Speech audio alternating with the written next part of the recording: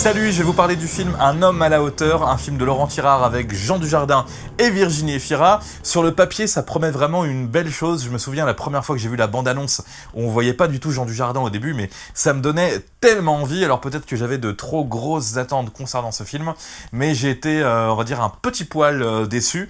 Il y a des choses bien, il y a des choses moins bien dans ce film. Votre table est prête. Ah, super, vamos. Non, laissez, je vais prendre.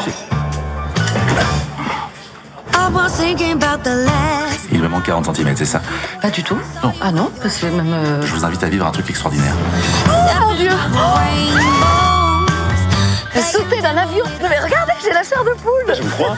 Le synopsis, c'est assez simple. Une jeune femme brillante, belle, grande, jolie, Virginie Efira, quoi, un peu cliché dans ce rôle de belle blonde, maintenant on a trop l'habitude de la voir comme ça, qui perd son téléphone, un inconnu la rappelle, cet inconnu c'est Jean Dujardin, donc tout va bien, sauf qui est c'est Jean Dujardin, petit, il fait à peu près 1m40, il a 40 cm qui lui manque pour être au top, et on va regarder ce qui peut se passer dans cette histoire d'amour entre les deux. Elle est pas divorcée encore, mais elle est séparée de son mari, elle a un cabinet d'avocats avec elle, d'ailleurs il y a un énorme délire autour du cabinet d'avocats, avec son employé qui est un petit peu comme son enfant, ils font un délire là-dessus du genre séparation des deux associés avec qui elle va partir. Toutes les séquences dans ce cabinet d'avocats sont pour moi pas drôles du tout, l'effet est loupé de ce côté-là. Alexandre? Je suis là. J'ai passé une super soirée. Moi aussi. Faites plus pareil. T'as rencontré quelqu'un? Je sais pas ce qui m'arrive. T'es amoureuse, voilà ce qui t'arrive. Tu l'aimes ou tu l'aimes pas? Comme toutes les petites filles, j'ai rêvé du prince charmant qui serait grand, qui serait fort. Parlons des points positifs que j'ai pu trouver dans ce film. Je trouve que le côté, en fait, acceptation de l'autre fonctionne. On est dans un registre de film un peu qui peut faire penser un tout petit peu, entre guillemets, à Intouchable ou à La famille Bélier, où on va donner des valeurs qui sont évidemment très bonnes sur l'acceptation de l'autre. Donc cette partie-là, pour moi, fonctionne, mais la partie comédie romantique ou comédie tout court ne fonctionne pas parce que on rigole pas et parce que ça donne une comédie romantique bien trop remplie de clichés malheureusement pour être un film qui sort du lot. Donc c'est un bon petit film par rapport à ce côté acceptation de l'autre. Il y a des bonnes valeurs qui sont transmises, mais pour péter des barres de rire, j'ai envie de dire, faudra trouver une autre œuvre parce que là, il y a peu de chances qu'on explose de rire, qu'on ait des situations complètement improbables. On est plus dans la normalité de la petite comédie romantique avec la situation initiale. Au début, ils ne s'aiment pas, finalement, ils vont sortir ensemble. Là, il y a un élément perturbateur. Oh, vont-ils se quitter ? Ou pas, ils vont se remettre ensemble ou pas à la fin. Donc on est vraiment là-dedans, c'est un petit peu dommage. Je peux continuer? Bah continue quoi? À croire à cette histoire. Ok, Blanche-Neige. Qu'est-ce que tu viens de dire? J'ai dit ok, Blanche-Neige. Je t'interdis de m'appeler comme ça! Notre histoire est terminée, elle est avec moi maintenant, alors tu passes à autre chose. Ah, tu me menaces? Diane a fait son choix et c'est pas toi. Tu sais quoi, je vais te massacrer, connard. Vas-y, le nez, saigne-le! Viens. J'ai peut-être fait une erreur aussi de mon côté, je me suis vachement focalisé sur l'aspect technique du film. Voilà, quand j'ai vu la bande-annonce la première fois, je me suis dit putain, mais qu'est-ce que c'est bien fait quand il arrive sur la chaise et on voit avec Jean Dujardin tout petit et Virginie Efira très grande.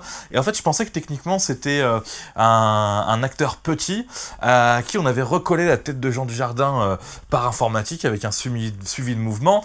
Et en regardant le film, je me suis aperçu qu'en fait, c'est pas du tout ça. Il y a un élément que je savais, c'est que Jean Dujardin a une doublure dos.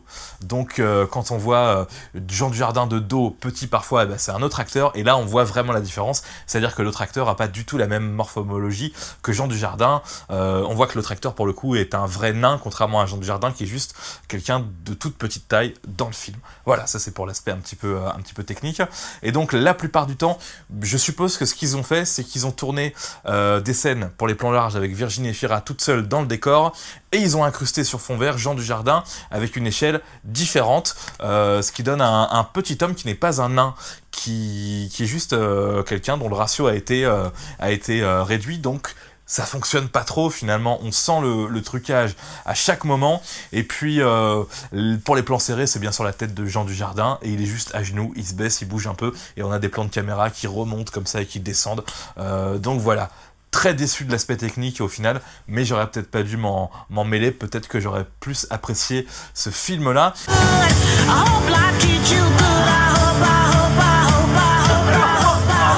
Tu sais que t'es un homme extraordinaire, Alexandre. Tu rends le monde plus grand.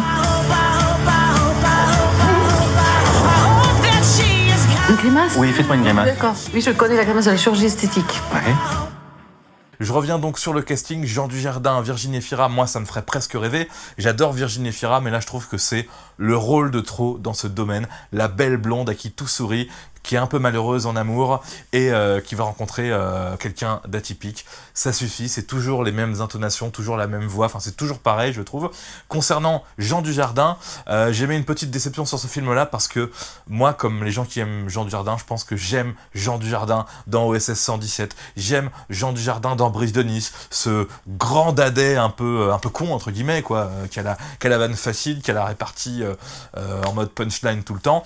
Là c'est différent, il a cette répartie-là, mais c'est con le fait qu'il soit dans du trucage à chaque fois, rétréci comme ça, et qu'on se demande comment sont foutues les proportions, et ben ça gâche un peu l'effet Jean Dujardin. Voilà, je vais m'arrêter là pour ce film, Un homme à la hauteur, que je trouvais quand même sympathique, mais qui franchement ne devrait pas ravir grand monde, à part par son casting 4 étoiles, je vais dire. Voilà, salut.